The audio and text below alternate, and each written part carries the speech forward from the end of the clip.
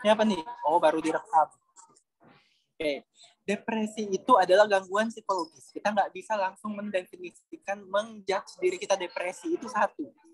Ya, karena itu gangguan psikologis. Nah, berkembang emang depresi itu menjadi sebuah masalah emosi. Gitu maksudnya. Kalau di luar negeri depresi itu udah masuk emosi. Jadi akhirnya depresi berarti lebih dari sedih gitu loh ngomongnya. Gitu. Jadi kalau udah ngomong I'm feeling depressed, berarti saya lebih dari sedih. Tapi I might not have depression. Jadi yang berbeda.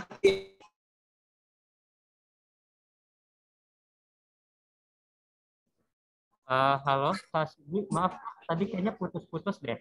Jadi mungkin bagian tadi terakhir yang Kakak bilang. Oke, jadi feeling depressed itu sangat sedih, itu berbeda dengan mengalami depresi gitu ya teman-teman ya. Jadi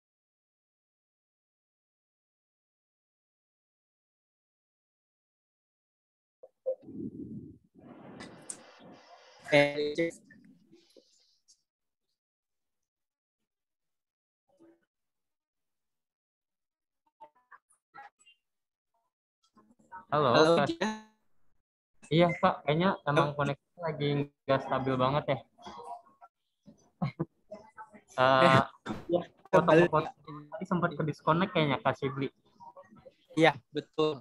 Tapi sekarang Oh, udah balik lagi nggak ya aku? sudah balik sih, tapi tadi sempat putus-putus gitu. Jelas terus Oh mulai iya, dipotong. Gitu. boleh. Jadi aku lanjut ya. Boleh ya. Ya, jadi gitu ya teman-teman. Ketika ngomongin depresi, itu kita ngomongin tentang psikologis. Itu nggak bisa untuk dilakukan justifikasi ke diri kita kalau kita tuh lagi mengalami gangguan depresi. Itu nggak boleh. Nah, sampai sini kedengaran nggak, Jess? Kedengeran Kak, clear banget. Oke, siap. Aku lanjut. Berarti kayak gini aja ya posisi aku Iya, biar lanjut nggak jangan apa-apa. putus-putus ya. Nggak apa-apa, asal Gimana mau informasinya putus-putus nyampe kalau lagi Kak. Gitu. jomblo? Gimana? Asal informasinya nyampe dan kita semua bisa belajar gitu. Siap, iya. Oke. Jadi jadi depresi itu sebenarnya Jess. Jadi itu gangguan psikologis yang ditandai dengan mood yang sangat rendah, memiliki masalah dengan self esteem atau melihat dirinya selalu negatif atau melihat dirinya selalu kekurangan, tidak bisa ngapa-ngapain, menjauhi sosial, bekerja pun tidak bisa ada minatnya. Penyakit ya, itu penyakit psikologis gitu. Nah, dan iya ini cuma bisa didiagnosis sama profesional ya teman-teman ya gitu. Nah itu jadi moodnya selalu low ketika nangis setiap hari, sangat amat sensitif ketika ketemu orang, kayaknya orang lain bakal menyinggung dia, pas mama mau tidur nggak bisa tidur, gak ada apa-apa sebenarnya, cuma kepikiran sesuatu, diikuti dengan masalah gangguan. Oh, oke, oke, I see. Oke, jadi itu gangguan psikologis ya, berarti di kepala Betul, kita banget. Nah, iya mungkin betul. itu kenapa banyak yang suka bilang ya kalau setiap kali lagi berantem atau putus, pokoknya lagi jomblo lah, Mm suka bilang, oh, -hmm. depresi banget gitu ya. Perasaannya depresi tadi ya, I'm feeling depressed maybe, but you are Iya, not having depression. Itu iya, dua hal yang udah hal yang berbeda. berbeda. Iya, benar-benar. Iya, betul. Nah, berarti ada ini ya, walaupun secara korelasi nggak selalu bersamaan, tapi ada faktor di mana kalau lebih ke tentang hubungan, mau jomblo, mau taken, itu bisa ganggu kita untuk merasa, wah lagi ngerasa depres banget nih, gitu ya. Ini kalau terkait sama jomblonya dimasuk nih ya. Maksudnya kalau misalnya jomblo itu berkorelasinya gimana dengan depresi gitu kali ya? Iya, iya, bisa gitu. Iya, Oke, gimana tuh, Kak? Nah, teman-teman, ini agak tricky nih pertanyaannya teman-temanku. Jomblo dan depresi adalah dua hal yang berbeda untuk disambung-sambungkan. Dua ya, ya enak aja lu, gue jomblo berarti gue bakal mengalami depresi lebih, yang gak gitu. Oh, ya. Jadi adalah gini. Ketika kita pada usia dewasa awal, kita memiliki tugas perkembangan untuk memiliki hubungan romantis. Memang salah satu tugas kita adalah membangun hubungan romantis. Kalau misalnya nah, kalau misalnya udah usia 20-an masalah untuk hubungan romantis, itu bisa terjadi masalah yang bikin stres. Nah, ketika stresnya itu tidak dikendalikan dengan baik, ya mungkin karena tuntutan orang tua, tuntutan sosial, mungkin karena mau ikutan juga, pengen cepat-cepat nikah juga, pengen ini gitu, sehingga melihat dirinya jomblo itu adalah sebuah masalah, padahal bukan gitu. Sehingga kalau misalnya tuntutan tersebut misalnya nih, iya saya jomblo karena ada yang mau sama saya, itu kan dia merendahkan diri. Nah, merendahkan diri ini tidak diatasi dengan baik, ya, sehingga akan mengakar ke dalam diri kita. Kalau udah mengakar, itu akan menimbulkan stres yang lebih berat. Stres yang lebih berat itu bisa macam-macam nih gangguannya. Gangguan cemas, bisa gangguan depresi, bisa bipolar, bisa gangguan adiksi, dan lain sebagainya gitu. Jadi hubungannya seperti itu. Jadi bukan semata-mata lebih rentan depresi. Wah, iya gitu.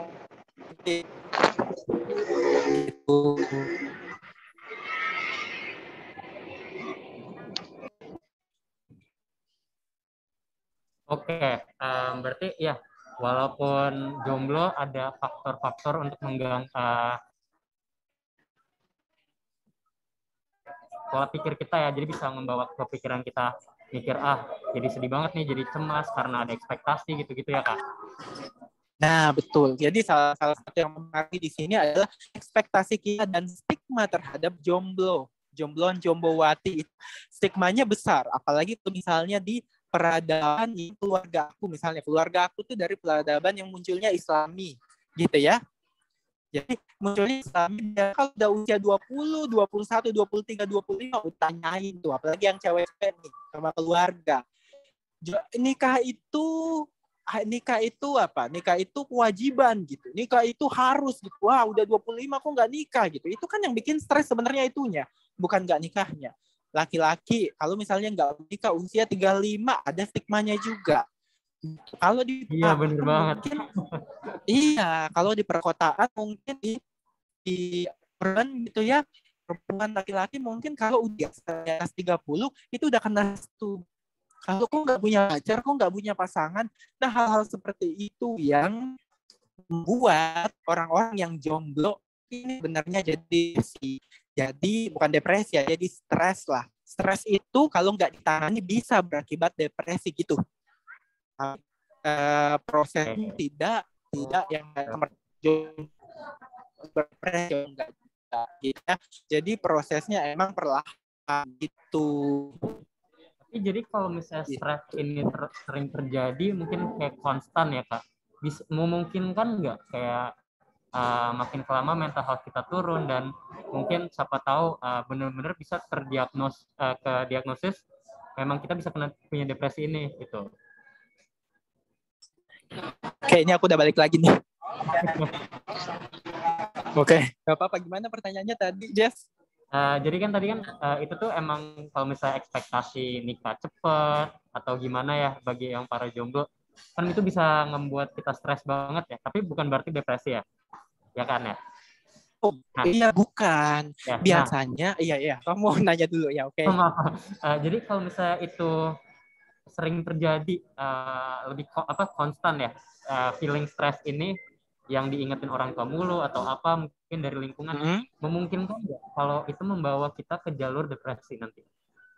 Oke, kemungkinan depresi setelah stres karena masalah-masalah yang ekspektasi itu tidak bisa dicapai gitu ya.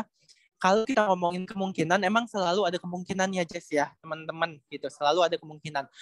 Di apa faktor yang membuat tersebut meningkat atau menurun? Ada faktor-faktor risiko tertentu. Misalnya teman tuh udah tipenya tuh tipe yang pencemas gitu. Tipenya tuh tipe kepribadian yang udah kayak menjauh dari sosial, mau untuk temen faktor resikonya gitu. Jadi ada faktor resiko membuat seseorang lebih mudah terkena masalah depresi daripada orang lain. Nah, terkait apakah semuanya seperti itu? Enggak. Ya, nggak semua seperti itu. Karena setiap orang memiliki kecenderungannya masalah sendiri-sendiri, kecenderungan masalahnya sendiri-sendiri. Misalnya kalau ada masalah, itu larinya mungkin ke cemas gitu, belum tentu depresi, gitu itu bisa.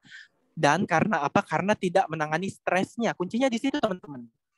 Ketika sebuah stres itu tidak ditangani dengan baik, itu bisa untuk mengarahkan ke gangguan psikologis tertentu. Kuncinya di situ. Nah, penanganannya ini ntar kali ya, kita ngomongin penanganannya mungkin ntar kali aja ya gitu. Menjawab nggak ya, Oke. Jess? Oke. Itu Ya. menjawab. Nah, Oke. Berarti memang ada ya mengganggu ya ekspektasi. Memang siapa sih yang nggak mau ketemu ekspektasi dari orang tua ya, apalagi kan ya. Nah, kalau Betul. misalnya nggak bisa, oke, ada efek samping ke mental kita, jadi turun, jadi apa? Cara nalangin itu gimana ya, Kak? Kan kadang tuh orang nerima suatu beban bisa beda-beda ya. Kadang ada yang memang bisa Betul. banyak, ada yang bisa sedikit. Nah, kira-kira kakak nih sebagai seorang profesional dalam bidang ini, tips-tips apa aja ya yang kita lakukan biar kayak bisa nenangin pikiran gitu. Oke. Karena ya mereka aja beda-beda ya, semua orang nerimanya. Betul. Iya. Oke, Jas. Yang pertama yang mesti dilakukan ini buat teman-teman dicatat banget ya, teman-teman perlu untuk menspesifikkan masalah terlebih dahulu. Jangan digolongnya, tadi yang bilang, jangan digolong-golongkan depresi ketika belum didiagnosis. Jangan digolong-golongkan masalah gangguan. Bahkan kalau aku ngomong ya, kayak model-model quarter life crisis itu coba ya, Jess ya, aku ngomong kamu tuh mengalami quarter life crisis. Itu kan apa kita nggak tahu sebenarnya. Kalau kita ngomong iya sih quarter life crisis, apa quarter life crisis itu misalnya, iya soalnya saya nggak tahu minat karir saya. Dalam hal ini saya nggak tahu saya pengen kuliah atau saya pengen nikah. Saya nggak tahu milih pacar 10 orang deketin saya bingung. Itu kan bukan quarter life crisis. Itu kan masalah spesifik di mana kita perlu untuk melihat masalah kita sebagai sesuatu yang emang spesifik dan jelas. Jadi jangan golong-golongkan ya. Misalnya stresnya kenapa? Iya soalnya saya deg-degan. Oke, ngomong. Saya deg-degan, saya pusing, saya lagi ada ekspektasi yang saya mau kejar. Itu masalahnya. Kalau udah kelihatan spesifikasi masalahnya tersebut, silahkan selesaikan berdasarkan masalahnya tersebut gitu. Kalau stres karena mah, ya minum obat mah dong. Aku stres kalau nggak mah ya ngapain minum obat mah kan gitu ya. Itu satu. Nah, iya, itu satu. Yang kedua, ini berlaku umum penyelesaian masalahnya. Yang kedua adalah ketika emang kita perlu mengidentifikasi berbagai skenario-skenario negatif yang kita munculkan di kepala kita. Tuh. Skenario negatif maksudnya apa? Kadang nih, siapa coba angkat tangan nih ya, yang mau tidur, tapi udah mikirin, udah keputar tuh film buat besok tuh seperti apa. Aduh kayaknya bakal gagal, aduh saya takut deh besok, kayaknya besok malu gitu. Itu identifikasi banget ya. Apa? Kalau pikiran kita itu tidak menggambarkan diri kita, teman-teman, pengalaman masalah itu adalah bagian dari diri kita, tapi tidak menggambarkan seutuhnya diri kita. Ya, itu yang dilakukan. Kita identifikasi kapan aja kita ini mengambil alih diri kita sehingga bikin stres, gak nyaman, insecure lah, overthink lah, apa tuh bahasa-bahasanya yang zaman now. Gitu ya ketat aja ataupun caranya.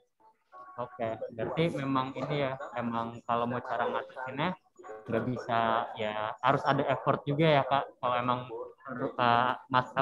akar masalahnya di sini, memang harus benar-benar ditalanginnya di situ. Nggak bisa nge-expect besok udah nggak apa-apa gitu ya. Emang harus taruh effort ya Kak. Betul, kita harus benar-benar itu tadi yang spesifikkan masalah. Yang kedua, menantang pikiran yang negatif yang membuat tidak nyaman. Itu cara menangani stres. Nah, ini kan kita berhubungan dengan ekspektasi jomblo ya guys ya. Jadi hal yang perlu diolah adalah ekspektasinya itu.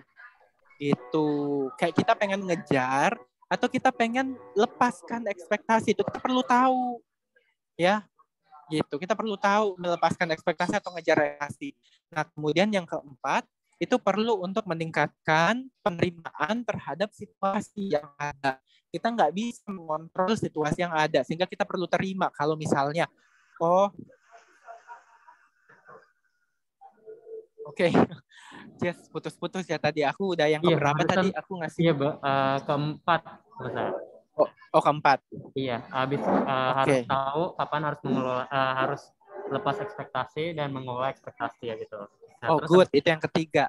Oh iya, tadi ketiga lepas ekspektasi. Iya, lepas ekspektasi atau mengolah ekspektasi ya. Kemudian yang keempat adalah bagaimana untuk menerima situasinya. Misalnya kalau orang tua kita nggak bisa tuh diajak ngobrol, kalau saya tuh belum mau nikah sebenarnya, misalnya kayak gitu. Ya udah terima aja kalau itu sesuatu nggak ada buat diomongin. Jadi kita yang mesti kuat, iya nggak? Gitu. Kita nggak bisa mengubah langsung stigma di masyarakat. Ya udah berarti kita terima situasinya seperti lapang aja.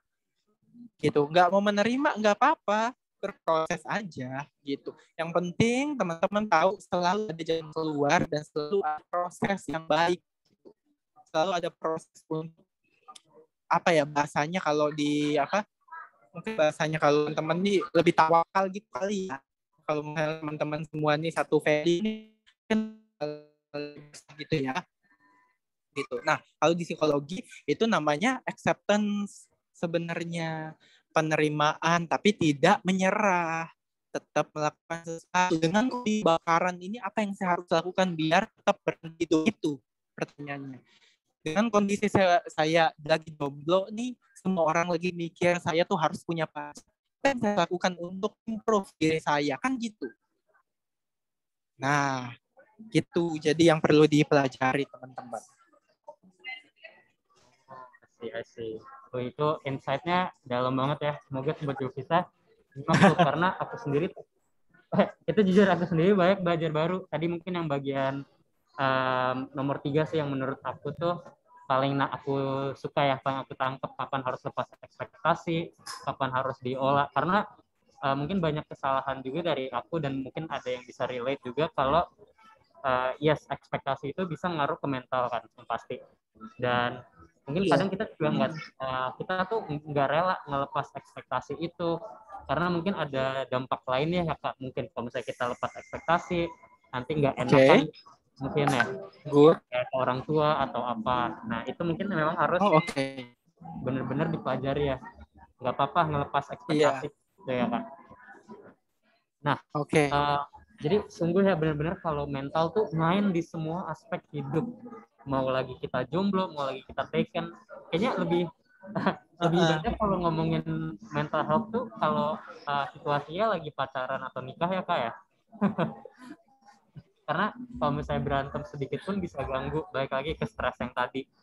Nah, aku mau tanya nih Kak, kalau misalnya kita mau jomblo atau nggak jomblo nih, terus gimana ya cara kita tahu secara mental kita tuh udah siap untuk kayak lebih serius misalnya nikah atau apa? Ya karena mungkin ada frase ya, ada pepatah kalau di bahasa Inggris itu cold feet kalau orang sebelum nikah, kayak kaki dingin. Apa sih maksudnya kaki dingin? Misalnya udah mau nikah, momen-momen sebelum nikah mereka tuh panik, kayak jadi ragu, takut salah, terus malah nggak jadi nikah. Nah, cara kita tahu kita benar-benar siap ya, nggak cuma secara omongan atau apa gitu. Gimana ya Kak? Jadi cara gini, tapi ya. Jadi cara kita tahu kita siap nikah gitu ya tadi ya. Kita siap untuk lebih serius gitu ya. Atau siap untuk berpacaran. Ini dua hal yang berbeda nih. Berpacaran sama menikah. Maunya apa? Mungkin dari kita yang nggak terlalu serius dulu, pacaran mungkin. Oke, pacaran. Ini aku harus membedakan gini ya, Pak. Konsep pacaran dan menikah di Indonesia. Kalau pacaran di luar negeri itu dianggap sebagai sebuah komitmen juga sebenarnya. Tapi kalau pacaran di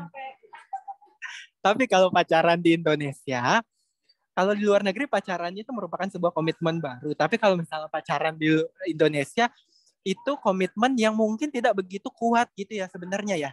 Itu yang perlu dipisahkan. Sehingga kadang tuh kalau ngomongin pacaran, malah ngomonginnya tuh bukan hubungan serius gitu loh sebenarnya ya. Jess. Iya sih. Gitu.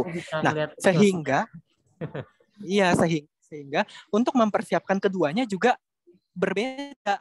Untuk pacaran, mungkin kalau untuk pacaran yang perlu dipahami adalah batas-batasan fisik, batasan berpacaran, batas-batasan mental, batas-batasan apapun yang membuat dalam berpacaran itu bisa lebih sehat gitu menjalaninya sebenarnya.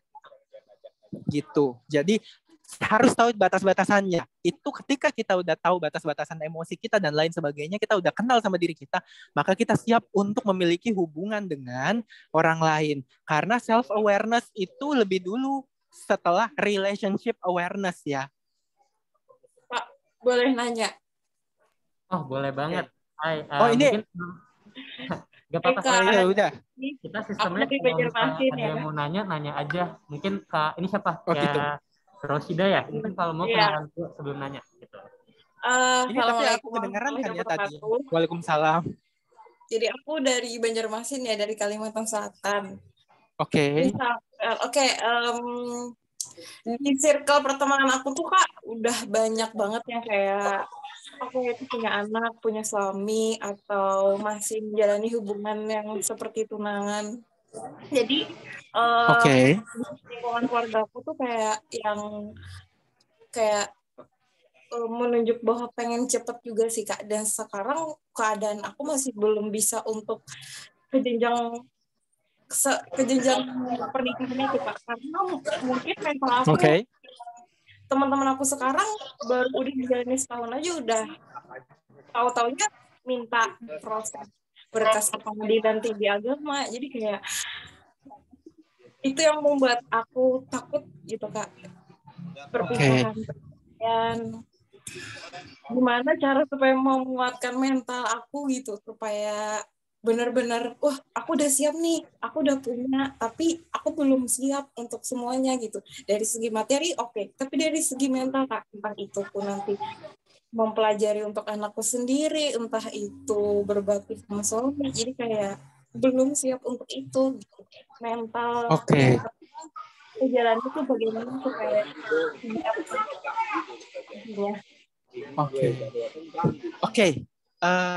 tadi atas nama Inneke ya tadi ya? Iya. Itu kamu berarti tadi udah tunangan ya? Kalau nggak salah ya? Iya. Dan kamu lagi berada di kondisi di mana kamu cemas banget untuk melanjutkan, tapi juga kondisi tengah banget ya gitu ya, kayak. Iya benar, kayak pasti seperti kayak aku tuh belum benar-benar siap Kak, karena di lingkungan circle pertemanan aku tuh sudah retak semua gitu. Jadi benar-benar ini adalah orang yang tepat atau benar-benar menerima, entah itu mau menerima kekurangan, karena yang masih seperti ini gitu Kak. Karena perempuan itu terkadang moodinya tuh swing. Iya biasanya ya. Oke. Kayak gini ya konsepnya, aku coba narikin menjawab, tapi aku jawab secara general gitu ya. Aku coba untuk membantu beberapa perspektif ya, gitu Kak. Jadi gini, kalau kita ngomongin siap nggak siap, pada dasarnya manusia itu nggak pernah loh untuk siap 100% itu nggak bakal pernah. Karena apa? Selalu ada emosi dan selalu ada yang cemas. Ya nggak? Mau ngapain juga tuh selalu ada hal yang membuat kita tiba-tiba tuh pengen mundur deh, pengen cemas deh, takut menjalani itu pasti. Tapi yang perlu dilakukan adalah untuk identifikasi sebagai bagian dari prosesnya, gitu. Jadi perlu banget untuk menerima dengan lapang kecemasan atau ketidaksiapan itu bagian dari prosesnya. Satu. Yang kedua yang perlu dilihat adalah apa yang perlu nih dari Inneke dan teman-teman ketika ingin menikah. Apa yang menjadi hal-hal yang perlu untuk dikuatkan gitu. Misalnya penerimaan terhadap calon suaminya. Apa yang mesti diterima gitu. Misalnya sama Inneke itu harus dilihat gitu ya kalau perlu ya. Coba diomongin gitu sama calonnya. Kira-kira apa hal-hal yang mungkin bisa menghambat nih hubungan kita. Itu perlu banget tuh. Gitu. Terus untuk berdiskusi dengan orang lain juga itu butuh banget. Jadi jangan sampai dipendem-pendem sendiri ya teman-teman dan Inaka juga ya. Jangan dipendem-pendem sendiri. Kalau bisa, coba cari orang yang bisa diajak berdiskusi, yang bisa diajak kamu mengeluapkan emosi. Karena tadi dibilang kalau perempuan itu emosinya lebih bisa goyang gitu. Oke, kadang laki-laki juga seperti itu sih. Tapi yang menyelamatkan adalah ketika emosi tersebut diolah dengan cara kita ceritain dulu ke orang gitu. Cari pandangan orang lain gitu. Cari bagaimana caranya orang lain mengatasi hal tersebut. Itu bisa sangat membantu sebenarnya, Kak. Gitu. Tapi kita nggak bisa menuntut kalau misalnya kecemasan itu hilang aja 100%. Wah, itu susah. Tuntutan itu susah. Gitu, Kak. Gitu, kedengeran nggak ya? Ini kedengeran. Makasih banyak, nangkep nggak ya? Kedengeran kok Kak Shibli, itu keren banget. Dan Inaka juga keren banget udah berani nanya ya. Mungkin pertanyaannya udah dari dulu, udah lama nih kayak pengen ditanya tapi nggak tahu mau nanya apa ya. Udah mau ditanyain lama. Nah, mungkin bisa. Wah, itu udah itu udah keren banget. Udah banyak belajar. Dan ini juga sebenarnya banyak Kak kalau Kakak nyimak di chat. Nah, aku mungkin bisa tanya berapa. Dan Sobat Jupsa juga ya, kalau mau nanya bisa langsung open mic, bisa mau chat. Kalau misalnya aku perwakilin pertanyaannya gitu ya. Silakan aja nih. Tuh. Tadi kayaknya itu juga ngejawab pertanyaan aku yang tadi kita bahas barusan tentang persiapan. Kapan tahu kita siapnya? Halo, Pak Shibli. Halo, iya, gimana di pertanyaannya? Ya, enggak, tadi yang kakak jawab itu pertanyaannya itu juga nyambung, relate dikit sama yang tadi kita bahas ya, kapan kita tahu kita siap gitu ya. Iya dong, pasti lihat ya. Kita perlu tahu kapan kita siap dan kapan kita udah kenal banget sama kita untuk bisa ke relasi gitu kan. Tahapannya kan kita kenali.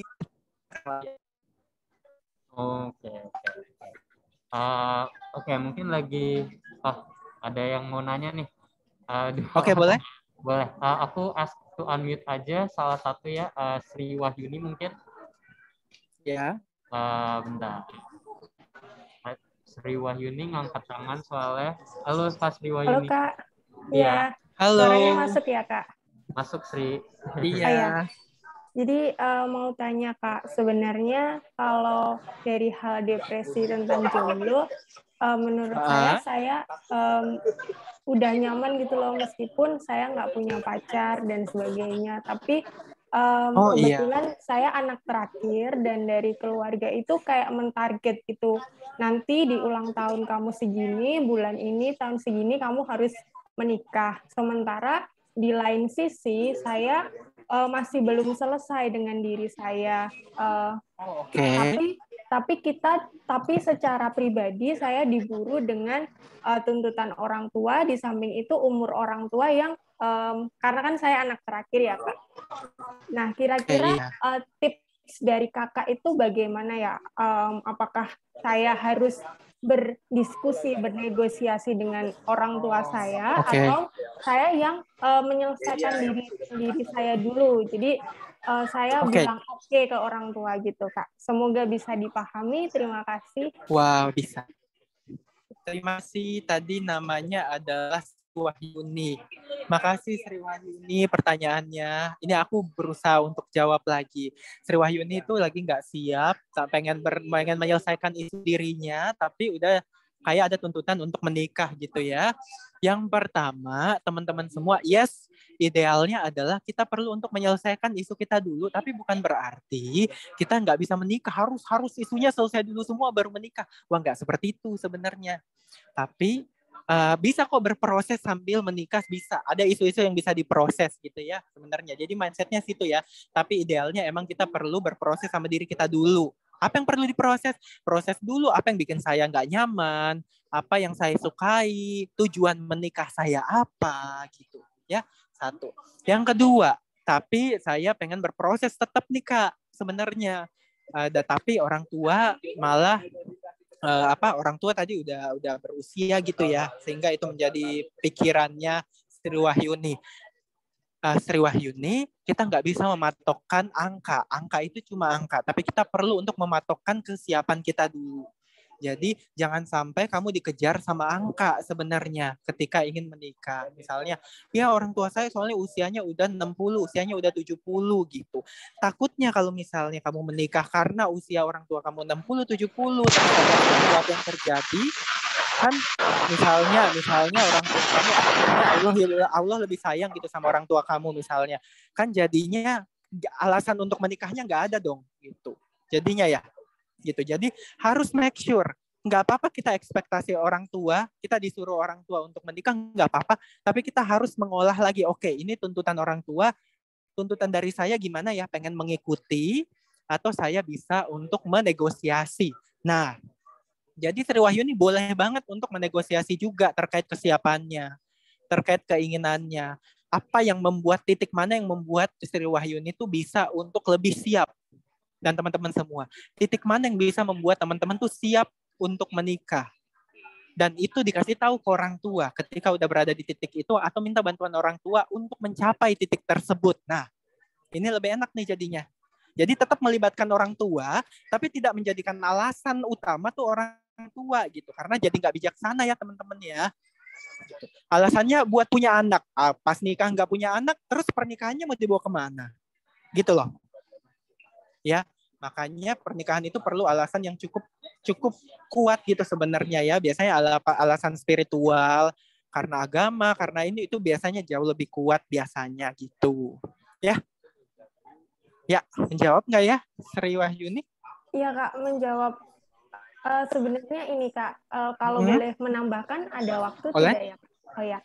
Jadi kalau dari kakak mungkin orang tua yang mensupport untuk sampai ke titik itu. Sebenarnya dari orang tua kayak misal finansial harus segini gitu, kayak nggak masalah untuk calonnya. Tapi lebih ke saya depresinya ke saya itu kan introvert ya Kak. Maksudnya jarang juga berhubungan dengan lawan jenis. Nah saya kadang mindernya di situ gitu Kak. Tapi kayak dari lingkungan tuh malah justru kenapa kamu nggak pacaran gitu loh Kak. Tapi kayak balik lagi ke prinsip yang kayak apa saya terlalu nyaman sendiri, apa gimana gitu loh Kak. Itu sih.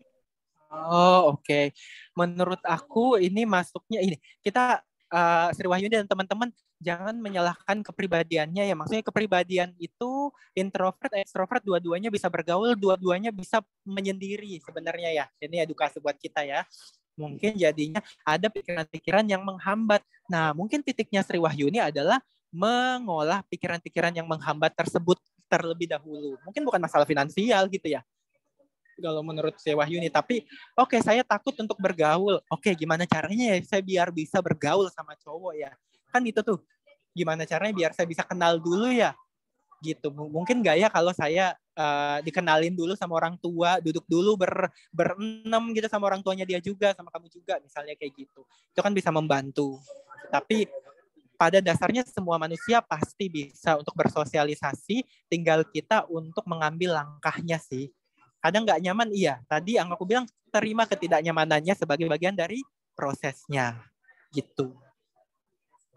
Gitu ya. Terima kasih banyak Kak, sangat membantu. Makasih banyak juga. Keren banget nih.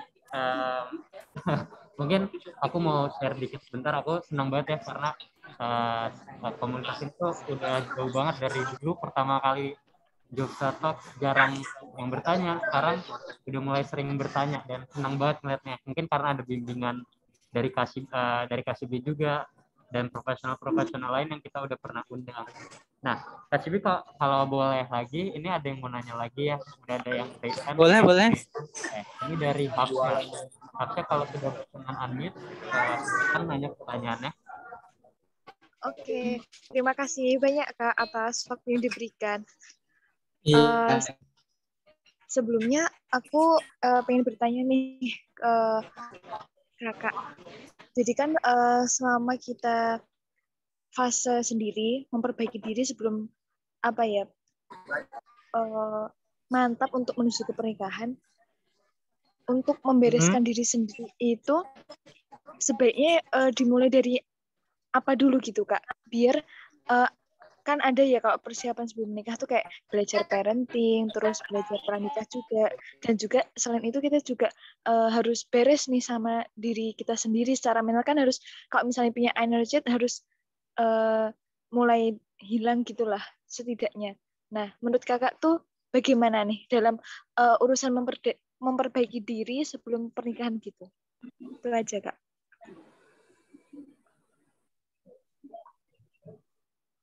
Jadi apa memperbaiki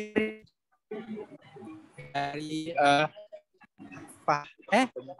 Afsya.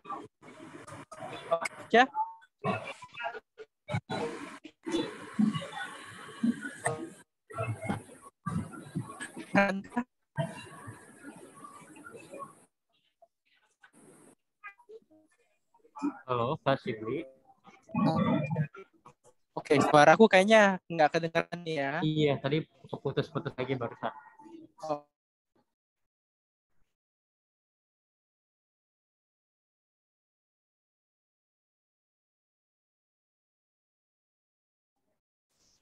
Ini masih record. Ini aku masuk belum? Udah, aku Kak, udah masuk. Oh, oke. Iya, dari Hafsya tadi ya, pertanyaannya apa hal yang bisa diperhatikan dulu biar bisa menjalani hubungan romantis ke depannya gitu. Aku perlu konfirmasi nih. Halo.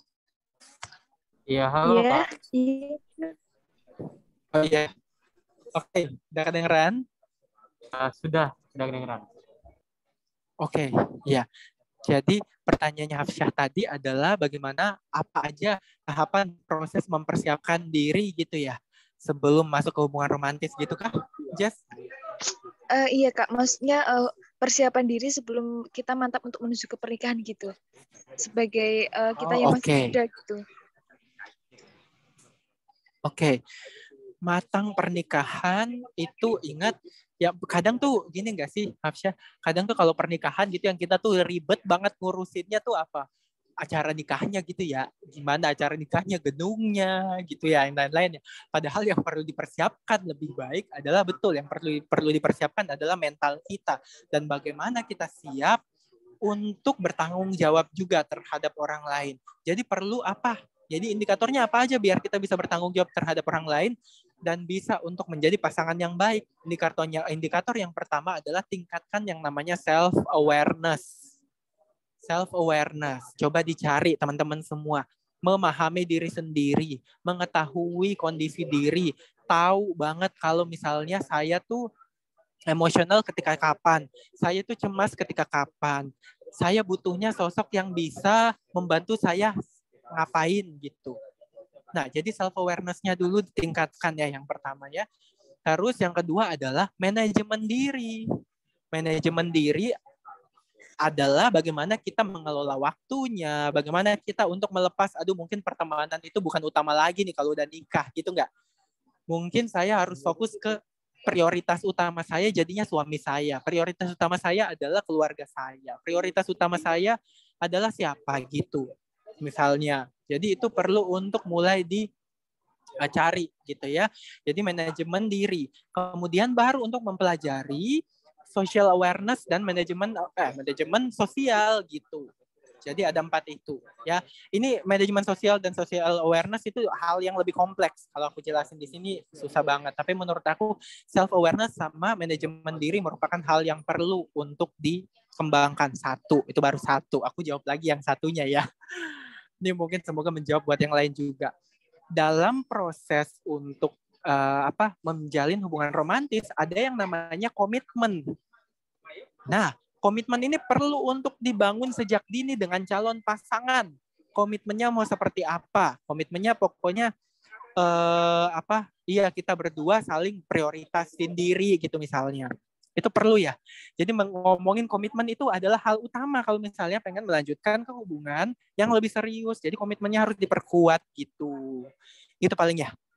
Hafsyah ya. Thank you. Oke, Kak. Terima kasih banyak sudah. Terima kasih juga, Hafsyah. Oke. Keren banget ya udah banyak yang nanya di chat juga. Tapi memang mungkin karena ada restriksi waktu ya, kita nggak bisa nanya-nanya Kak Shibli terus, karena juga ada agenda lain ya Kak Shibli ya kebetulan. Ya, semoga di lain waktu kita bisa ketemu lagi, diskusi lagi. Mungkin sebelum kita selesaikan sesi talk ini, aku mungkin bisa minta closing remarks dari Kak Shibli, mungkin tips terakhir mengenai topik kita, kayak gimana ya cara biar tetap jadi jomblo dan mental sehat dan gimana gitu. Boleh. Mungkin kalau bisa nge-summarize pelajaran hari ini, Kak Shibli bisa ngasih tahu ke Sobat Jogja tuh apa ya? Gitu. Pelajaran hari ini. Yang pertama dari judulnya dulu, jomblo dan apa? Depresi ya judulnya. Yang pertama yang perlu dicatat, jomblo dan depresi adalah dua hal yang berbeda. Itu tidak ada korelasinya sama sekali, ya teman-teman. Satu. Oke. Yang kedua, jomblo depresi itu adalah sebuah gangguan psikologis sehingga harus didiagnosis sama profesional psikiater atau psikolog. Jadi tidak boleh untuk mendiagnosis sendiri gitu ya. Jadi perlu untuk ke profesional. Yang ketiga, cara untuk mengatasi depresi agar tidak ke sana karena jomblo itu adalah dengan mengelola ekspektasi. Coba pengen diikutin atau pengen dilepas. Kalau pengen diikutin ada konsekuensinya, kalau pengen dilepas ada konsekuensinya. Gitu ya. Kita menjalani konsekuensinya. Kita perlu berani ya teman-teman menjalani konsekuensinya. Coba. Dan pikiran dan emosi negatif itu tidak menggambarkan teman-teman keseluruhan ya. Satu kejadian yang negatif atau satu situasi yang tidak nyaman itu tidak menggambarkan kehidupan teman-teman. Itu cuma bagian dari kehidupan aja. Nah, oke. Kurang lebihnya mohon maaf ya teman-teman. Aku mohon maaf banget dengan segala kekurangan aku sekarang. Harusnya bisa lebih maksimal, tapi nggak apa-apa. Di lain kesempatan mungkin kita lebih maksimalkan lagi. Terima kasih pada tim dan panitia. Insya Allah kedepannya bisa datang lagi ya, Kak Shibli ya. Nah, mungkin sebelum kita selesaiin, aku mau announcement sedikit. Nah kan tadi Sobat Jogja udah belajar banyak nih dari Kak Shibli ya. Semoga udah belajar banyak ya. Nah, dari Jogja Talk kita mau ada giveaway nih. Gimana sih cara menang giveaway-nya? Gampang banget. Kamu tuh tinggal screenshot sesi ini atau foto sesi ini. Mungkin share the moment sedikit ya. Terus kamu taruh caption aja di IG story kamu belajar apa aja sih. Dan habis itu kamu tag aja akun jogja.id dan akun Instagramnya Kak Shibli ya. Kak Shibli akun Instagramnya apa ya kalau boleh tahu? Boleh @shiblizainbrin. Nah, @shiblizainbrin. Coba dong ditulis. Oke, kita tulis di chat ya. Jadi kamu untuk ikut giveaway tinggal foto sesi ini aja, terus kamu tulis caption di story satu pelajaran yang kamu suka dari sesi ini apa, dan tag jogja.id dan Kak Shibli ini. Nah, jadi sebelum kita lagi, mungkin kita bisa foto bersama ya, biar kita mengenang memori Jogja Talk ini.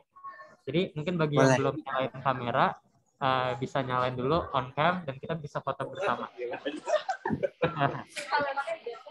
Aku coba on cam, kalian foto aja gitu ya. Iya, boleh banget. Oke, kita nunggu Kak Shibli on cam. Oke, Kak Shibli udah on cam nih. Ayo yang lain, ada yang mau on cam? Oke, dalam hitungan 3 ya kita fotonya. Oke, semuanya siap? Siap ya? 1, 2, 3. Lagi 1, 2, 3. Oke, keren banget.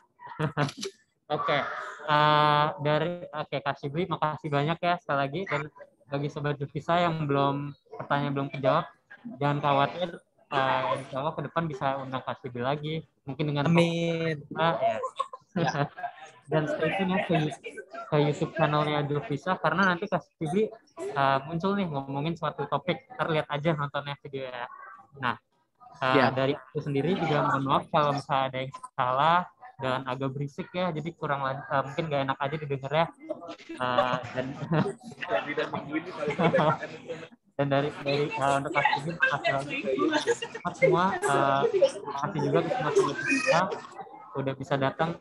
Assalamualaikum warahmatullahi wabarakatuh.